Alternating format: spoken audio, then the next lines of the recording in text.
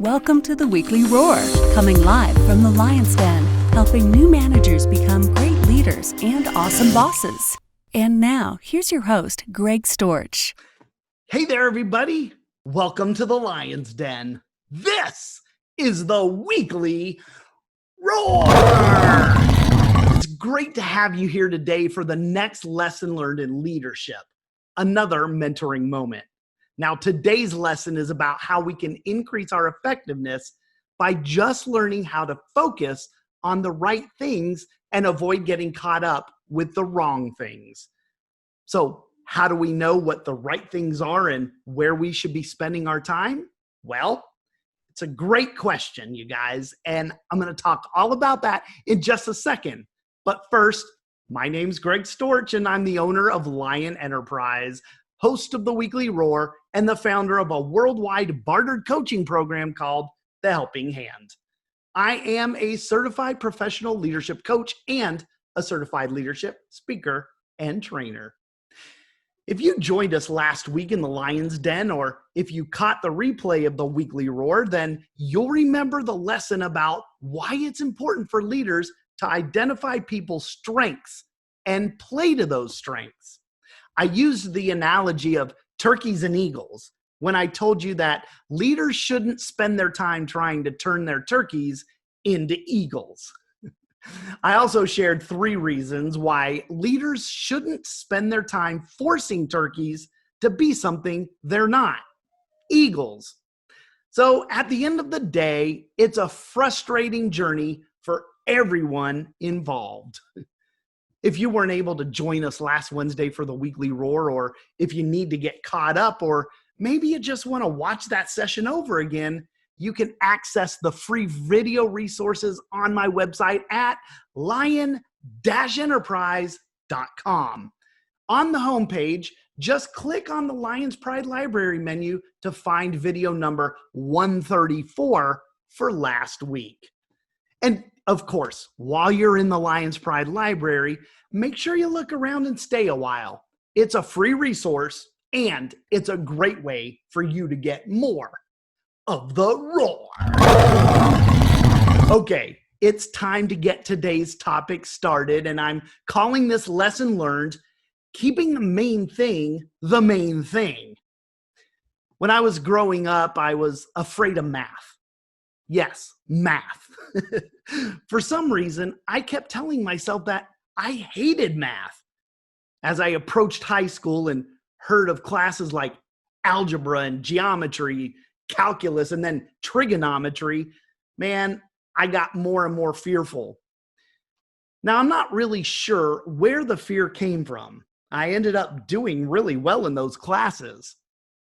I learned that I was actually pretty good with numbers. And when I got to college, my master's program required 2 stats classes. And while I was super nervous to take them, more math. I did great there too. And it was during this time that I learned of a principle that is known as the Pareto principle. Now, I've spoken before about this principle, and it's also known as the 80-20 rule. Ironically, it's named after an Italian economist, Vilfredo Pareto, who first noted that the idea was related to land ownership in Italy. He took note that 80% of the land back in the late 1800s was owned by 20% of the people. Anyway, this isn't going to be a math lesson today, so don't worry about that. But basically, the Pareto principle states that for many outcomes, roughly 80% of the consequences come from 20% of the causes. Now, my favorite name for this concept is the law of the vital few. Now, the reason I'm sharing this with you today is because it's a key factor that helped me to focus my attention in the right area as a leader. It's a time saver and a game changer when you can approach things with the understanding of the law of the vital few. Okay, more about all that later, but what about the KISS principle? You've heard of that, right? The first time I heard that was in the Navy, and I was told that it stood for Keep it simple, stupid. Well, that's kind of harsh. And I think over the years, stupid has been replaced with other things a little more positive. When we keep things simple and focused, we become more effective and produce better results than trying to do a lot of things and being stretched really thin. Simplicity is a key factor in our ability to be successful. Now, if you struggle with focus and have a million things on your plate, that tends to lead to the confusion on which things need to get done and which things can wait.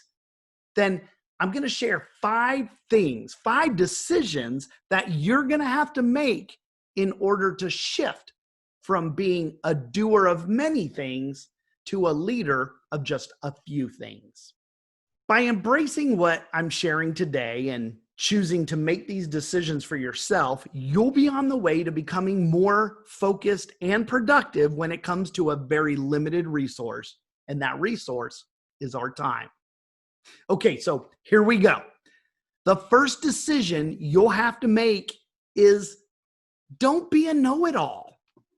I think a lot of times we have a tendency to expect the people in charge, our leaders, to know everything and have all the answers. That's just unrealistic. Nobody knows everything, even if they think they do. Know it all. Successful leaders know they don't have all the answers, and they're smart enough to know who to go to for the things they don't know. Customer service has always been one of my primary focuses. Even as a junior enlisted sailor, I was taught at an early age that when someone is asking a question that I don't have the answer for, it wasn't enough to just tell them, I don't know, but more appropriately to add, but I'll find out for you.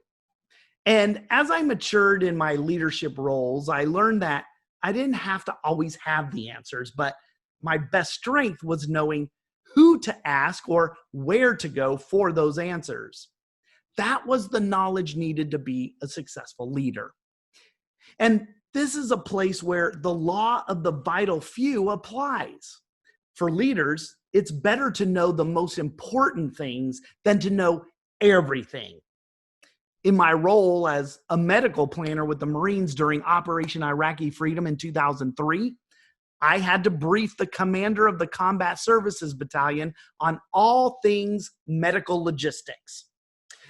There was no way that the Marine commander could have planned everything on his own.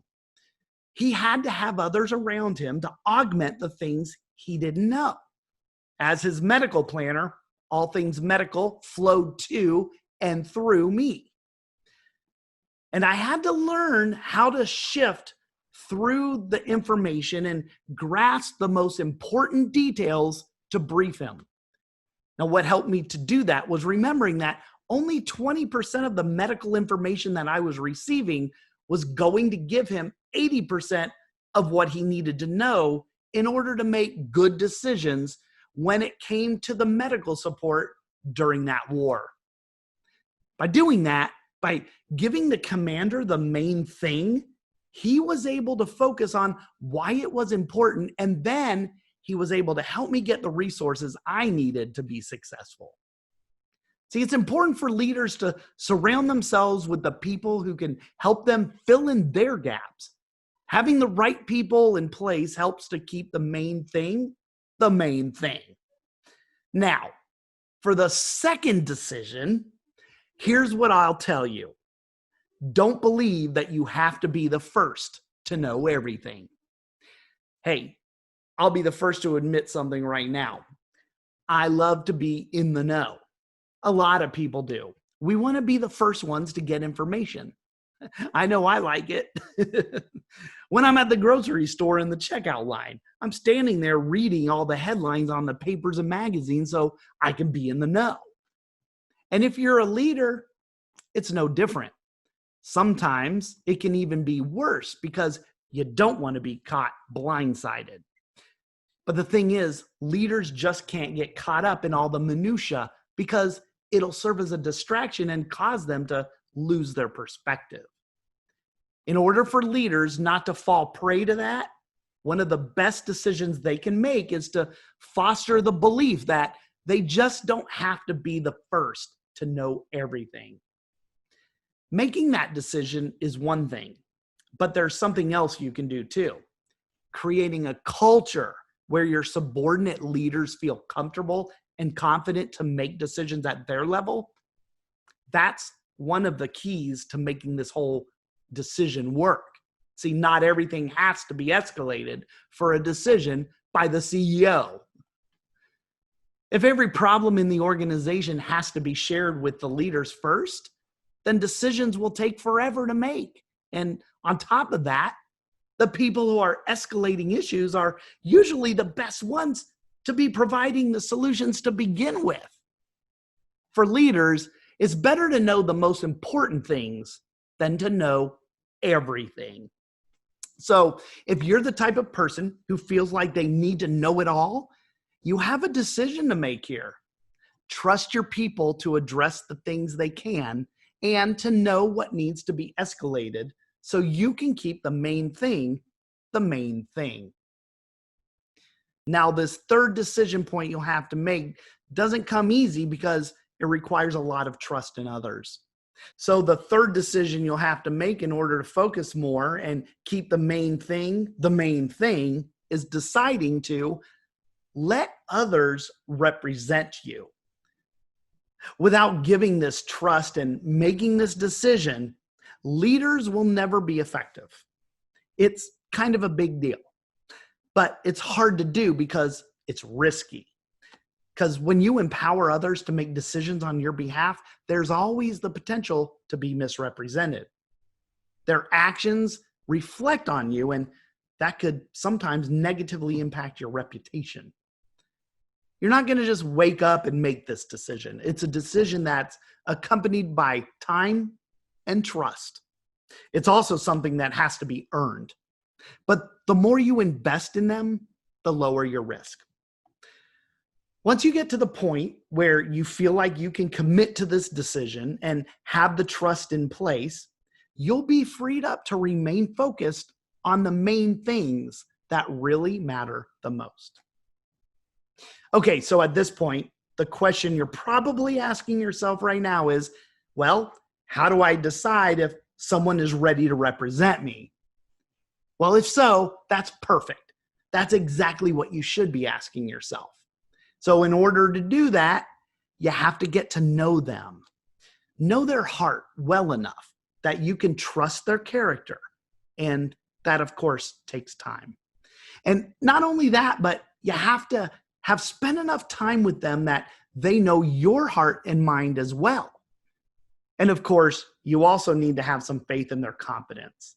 If any three of those things aren't present, it's not time for you to delegate and allow them to represent you. Now, I've told this story before, but it's a great example of this. It's the story of Phyllis, my assistant, when I was the senior program manager in DC. I took Phyllis under my wing and went as far as moving her into the same office space as me. I pulled her into many of the details of my job, including the finances, which were extremely complicated. She learned the ins and outs of all of it.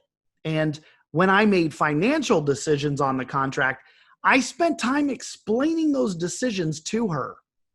That was how she got to know my heart and my mind.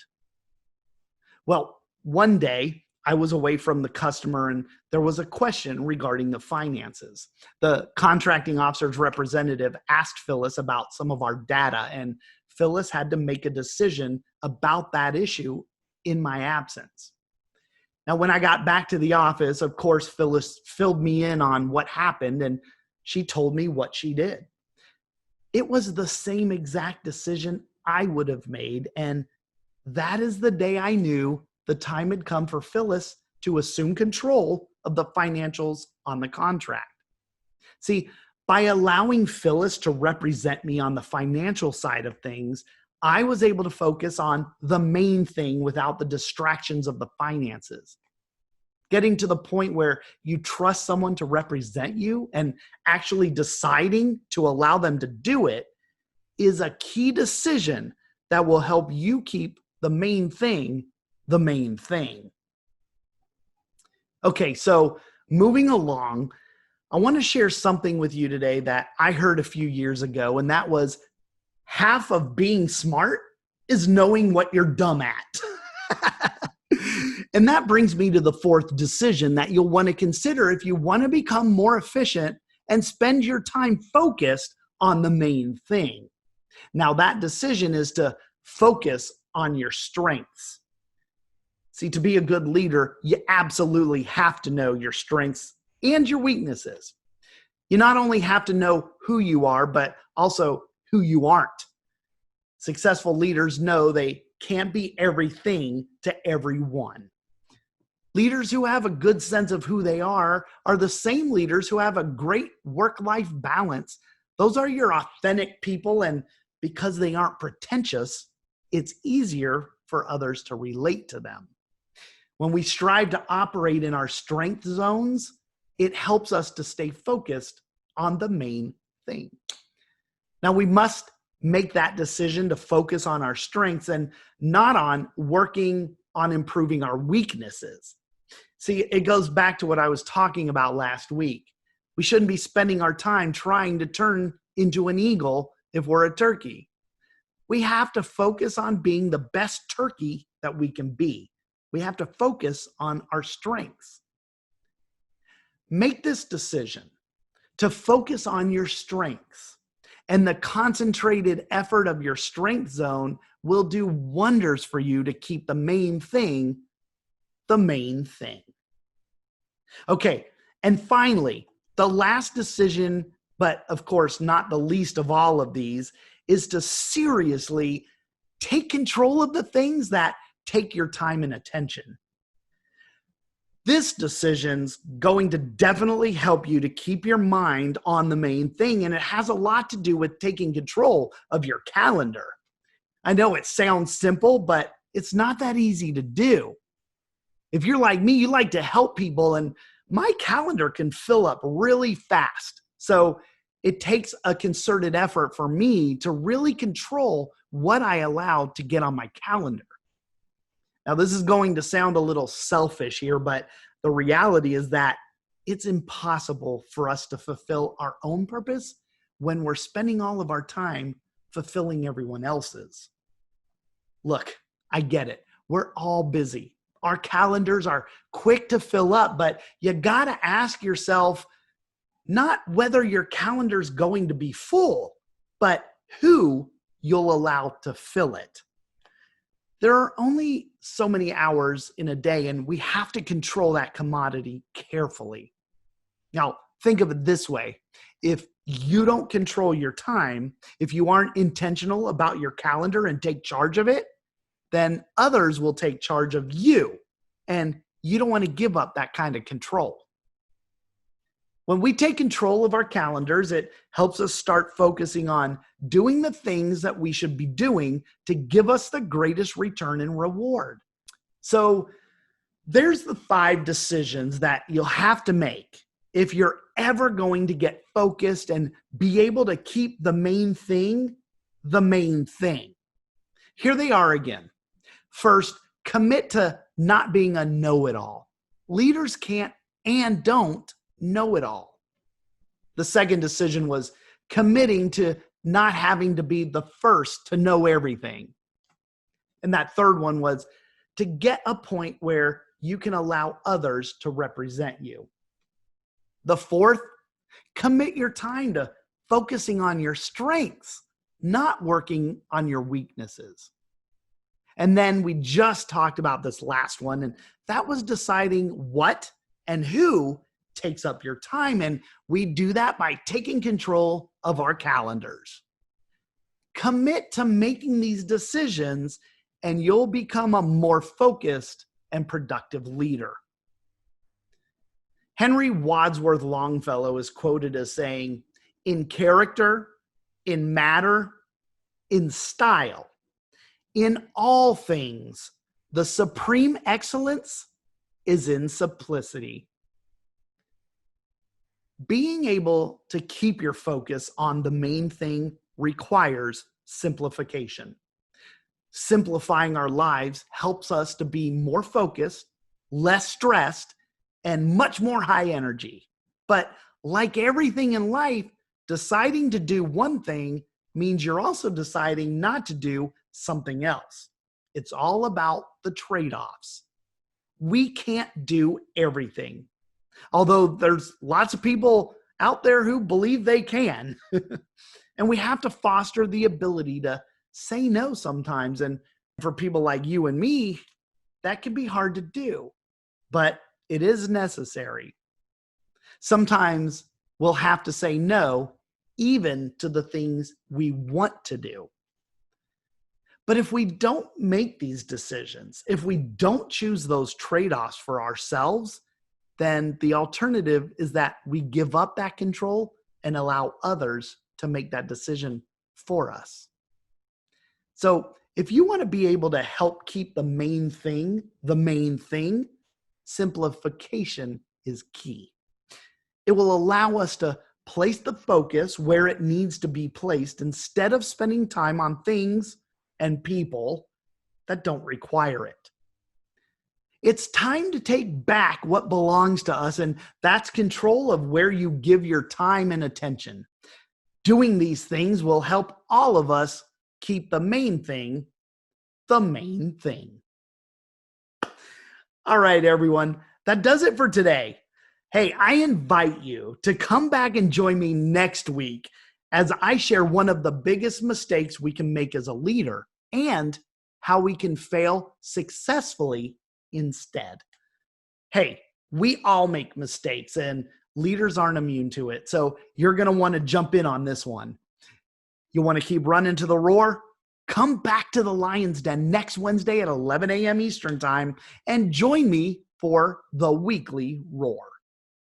Thanks everybody for showing up today. I appreciate you. And until we meet again next Wednesday, remember, be powerful, but stay poised just like a lion. Bye, everybody. Thanks for watching the Weekly Roar live event at lionenterprise.com. If you enjoyed this video, please tell others to join us each week here in the Lion's Den. Thanks again, and see you next week.